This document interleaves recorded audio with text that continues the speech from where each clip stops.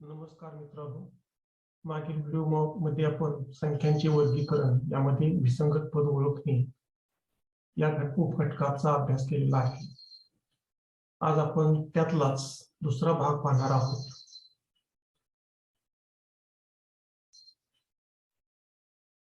या उपघटकातील प्रश्नामध्ये 4 संख्या दिलेल्या असतात. 3 संख्यामध्ये काही साम्य असते व ती एक संख्या वेगळी असते. गटात न बसणारी संख्या ओळखून आपल्याला योग्य तो पर्याय निवडायचा असतो. यासाठी आपल्याला 1 ते 30 पर्यंतच्या संख्यांचे पाढे पाठ असावेत. 1 ते 30 पर्यंतचे वर्गही पाठ असावेत. 1 ते 15 पर्यंतचे घन पाठ असावेत. 1 ते 100 पर्यंतच्या मूळ संख्या माहित असाव्यात. या मूळ संख्यांचा जर आपण कोड नंबर लक्षात ठेवला 44, 22, 32, 23, 21 तर यावरून आपल्याला 1 ते 100 पर्यंतच्या मूळ संख्या पटकन सांगता येतात. तर हा कोड नंबर काय दर्शवतो, तर पहिला अंक जो आहे 4 तो 1 ते 10 पर्यंतच्या मूळ संख्यांची एकूण संख्या दर्शवतो. म्हणजे 1 ते 10 पर्यंत 4 मूळ संख्या आहे. 11 ते 20 पर्यंत 4 मूळ संख्या आहे. 21 ते 30 पर्यंत 2 मूळ संख्या आहे. 41 ते 50 पर्यंत 3 मूळ संख्या आहे. अशा तऱ्हेने 91 ते 100 मध्ये एकच मूळ संख्या आहे. म्हणजे प्रत्येक 10च्या टप्प्यामध्ये किती मूळ संख्या आहेत हा कोड नंबर या ठिकाणी आपल्याला लक्षात ठेवला तर त्या मूळ संख्या आपल्याला पटकन सांगता येतात. दिलेल्या 4 संख्यामध्ये अंकांची बेरीज, वजाबाकी, गुणाकार, भागाकार तसेच संख्यामधील फरक आणि तुलना करता आली पाहिजे. भागाकारांच्या कसोट्याही आपल्या लक्षात असल्या पाहिजेत. म्हणजे निशेष भाग जाणाऱ्या भागाकाराच्या कसोट्या आपल्याला माहित असणं गरजेचं आहे. प्रश्न आपण बघूया. पुढील पैकी गटात न बसणारी संख्या ओळखून योग्य तो पर्याय निवडा. पहिलं उदाहरण आहे. पहिली संख्या 0.025, 0.0049, 0.0025 आणि चौथी संख्या आहे 0.00049. तर यापैकी गटात न बसणारी संख्या कोणत्याही आपल्याला ओळखायचं आहे. या संख्यांचं जर निरीक्षण केलं तर 49, 25, 49, 25 ह्या पूर्ण वर्ग संख्या आहेत. परंतु दशांश चिन्हाचा विचार करून आपल्याला कोणती पूर्ण वर्ग संख्या नाही हे ओळखायचं आहे. यामध्ये दिलेल्या संख्याचं निरीक्षण करणं महत्वाचं आहे. हे उदाहरण 2018 मध्ये विचारलेलं आहे. बघूया आपण. पहिली संख्या आपण विचारात घेतली 0.025. तर या संख्येची मांडणी कशी केलेली आहे तर 0.05 गुणिले 0.5 यांचा गुणाकार केला तर 0.025 ही संख्या मिळते. त्यानंतर दुसऱ्या संख्येचा जर आपण विचार केला 0.0049 तर ही संख्या 0.7 चा वर्ग आहे. म्हणजे पूर्ण वर्ग संख्या आहे. तिसरी संख्या जर आपण विचारात घेतली 0.0025 तर ही संख्या सुद्धा 0.05 कंसाचा वर्ग आहे. आणि चौथी संख्या विचारात घेतली तर 0.00049 ही संख्या सुद्धा 0.007 चा वर्ग आहे. म्हणजे पर्याय 2, 3 आणि 4 मध्ये दिलेल्या अशा संख्या आहेत त्या पूर्ण वर्ग संख्या आहेत. आणि पर्यायामध्ये पहिली संख्या जी दिलेली आहे ती संख्या मात्र पूर्ण वर्ग संख्या नाही. म्हणून वेगळा घटक पर्याय क्रमांक 1 आहे. कारण 0.025 ही पूर्ण वर्ग संख्या नाही. म्हणून पर्याय क्रमांक 1 हे त्याचं अचूक उत्तर आहे. त्यानंतर दुसरं उदाहरण आपण बघूया. दुसऱ्या उदाहरणामध्ये दिलेल्या संख्या आहे 324, 406, 729 आणि 567. या संख्येतील अंकांचं जर निरीक्षण केलं तर निरीक्षणामध्ये आपल्या लक्षात येते एकक स्थानचा जो अंक आहे या एकक स्थानच्या अंकाला जर आपण 8 न गुणलं तर डावीकडील संख्या आपल्याला मिळते. म्हणजे 4 ला 8 न गुणलं 32 मिळालं, 9 ला 8 न गुणलं 72 मिळालं, 7 ला 8 न गुणलं 72 मिळालं. आता 40 6 ला 8 न गुणलं तर 40 येते का ते आपल्याला बघायचं. 324 मध्ये जर आपण एकक स्थानच्या अंकाला 8 न गुणलं तर डावीकडील संख्या आपल्याला मिळते. 729 मध्ये जर आपण 9 ला 8 न गुणलं तर 72 ही संख्या डावीकडील संख्या मिळते. 567 मध्ये जर आपण 7 ला 8 न गुणलं तर डावीकडील 56 ही संख्या मिळते. परंतु 406 मध्ये जर आपण 6 ला 8 न गुणलं तर 40 येत नाही, कारण या ठिकाणी गुणाकार 48 होतोय, परंतु इथं 40 दिलेला आहे, म्हणजे 6 गुणिले 8 बरोबर 40 नाही. म्हणून पर्याय 2 हा विसंगत आहे, कारण एकक स्थानच्या अंकाला 8 ने गुणले असता गुणाकार डावीकडील संख्या मिळते, परंतु पर्याय 2 मध्ये मात्र ही स्थिती येत नाही. म्हणून पर्याय क्रमांक 2 हे त्याचं अचूक उत्तर आहे. तिसरं उदाहरण आपण बघूया. तिसरं उदाहरण वर्गमूळ चिन्हामध्ये संख्या दिलेली आहे. वर्गमुळात 64, वर्गमुळात 16, वर्गमुळात 169 आणि वर्गमुळात 256.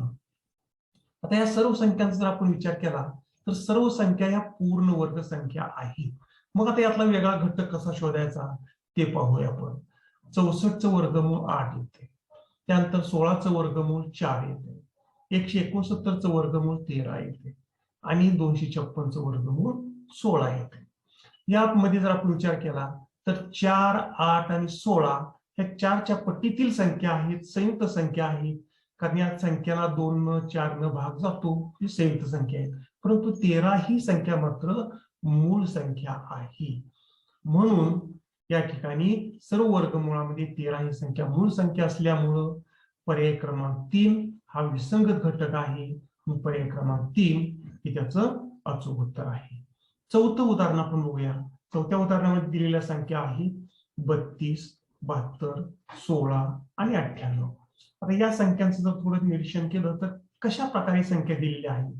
प्रत्येक संख्येची जर निमपट केली तर आपल्याला पूर्ण वर्ग संख्या मिळते. बघूया आपण आता इथं 32 ही संख्या कशी मिळाली तर 2 गुणिले 4चा वर्ग, म्हणजे 32 ची निमपट केली तर 16 मिळणार आहे. 16 हा 4चा पूर्ण वर्ग आहे.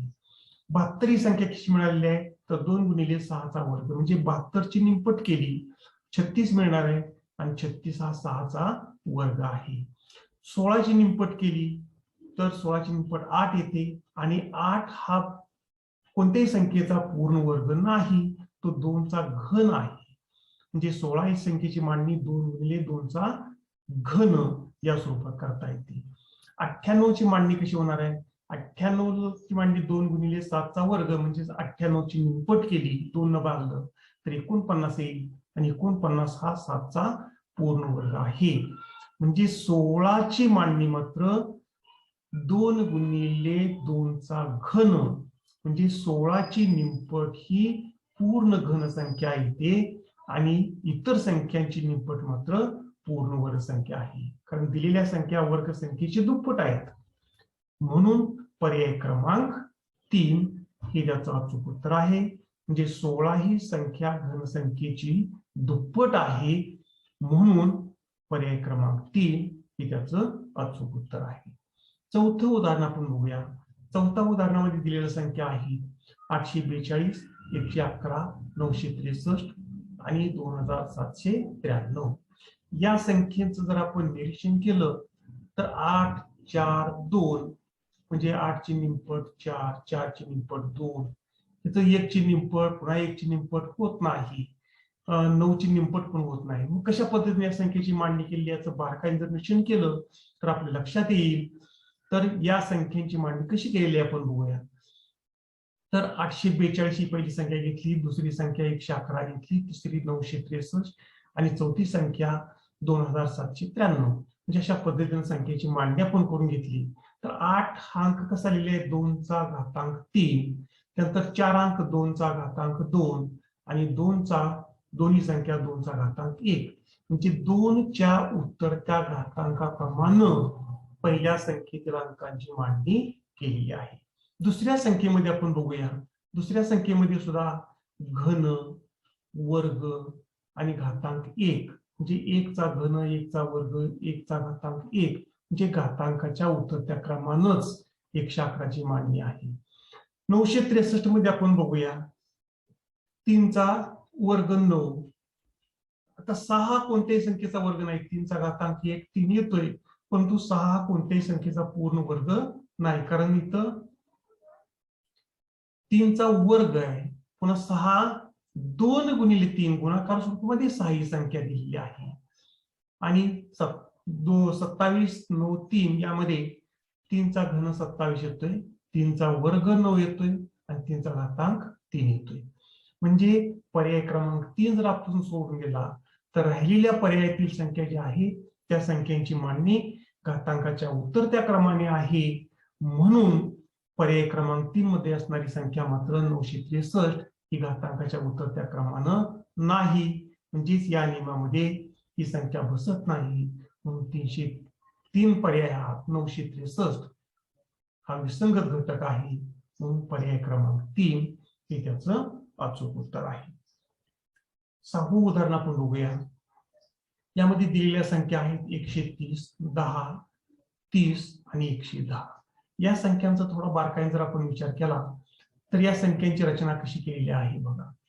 130 ही संख्या 5चा घन अधिक 5 म्हणजे घन अधिक 30 संख्या केलेली आहे. 10ची रचना कशी केलेली आहे बघा. 2चा घन अधिक 2 म्हणजे संख्येचा घन अधिक 30 संख्या ही दुसऱ्या पर्यायामध्ये सुद्धा मिळून येते. 30 संख्या कशी केलेली आहे. 3चा घन अधिक 3 म्हणजे दिलेल्या कोणत्याही संख्येचा घन अधिक 30 संख्या जर मिळवली तर पहिला, दुसरा आणि तिसऱ्या पर्यायामध्ये आपल्याला दिसून येते एकच नियम. आणि चौथ्या पर्यायामधील 110 मात्र 10चा वर्ग अधिक 10 म्हणजे संख्येचा वर्ग अधिक 30 संख्या हा पॅटर्न यामध्ये दिसून येतोय. म्हणून दिलेल्या 3 पर्यायामध्ये पहिल्या 3 पर्यायामध्ये संख्येचा घन अधिक 30 या पॅटर्ननुसार संख्येची मांडणी आहे. परंतु पर्याय क्रमांक 4 मध्ये मात्र 110ची मांडणी संख्येचा वर्ग अधिक 30 संख्या अशी दिसून येते. म्हणून पर्याय क्रमांक 4 हा विसंगत पर्याय आहे. जी 110 ही विसंगत संख्या आहे. म्हणून पर्याय क्रमांक 4 हे त्याचं अचूक उत्तर आहे. त्यानंतर पुढील उदाहरण आपण बघूया. थोड्या संख्या मोठ्या दिलेल्या आहेत. 7213, 5357, 5549 आणि 8729. मोठ्या संख्या ज्यावेळेला असतील त्यावेळेला संख्येची बेरीज किंवा अंत्य पदाच्या ठिकाणी असणाऱ्या ज्या संख्या आहेत किंवा जे अंक आहेत त्यातील मधल्या संख्येशी काय संबंध येतो का याचा विचार करणं गरजेचं आहे. किंवा एकाएक अंकातील फरक हा सुद्धा पर्याय आपल्याला त्या ठिकाणी वापरून पाहता येतो. आता यामध्ये कोणता पॅटर्न राबवलेला आहे आपण बघूया.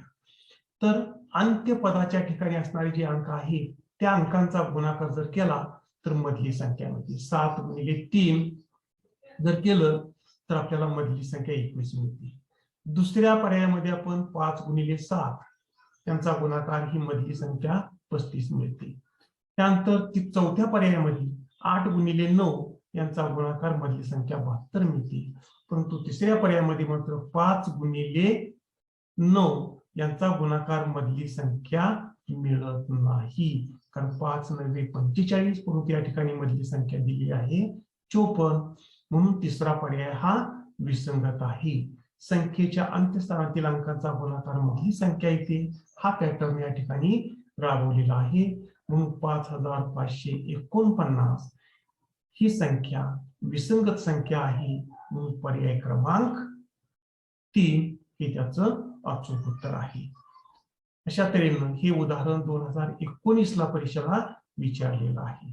अशा तऱ्हेनं या संख्येची मांडणी त्यांचा पॅटर्न कशा स्वरूपामध्ये आहे याचा थोडासा जरी आपण सराव केला तर निश्चितपणे आपल्याला मॅथच्या पेपरमध्ये चांगली मार्क्स मिळवता येतात. धन्यवाद सर्वांना. हा व्हिडिओ पाहिल्याबद्दल. हा व्हिडिओ लाईक करा, शेअर करा आणि सबस्क्राईब करा. म्हणजे जेणेकरून तुम्हाला पुढील व्हिडिओ पाहता येईल. सर्वांना पुन्हा एकदा धन्यवाद. सराव हा अत्यंत महत्वाचा आहे. भरपूर सराव करा आणि चांगले यश मिळवा. धन्यवाद.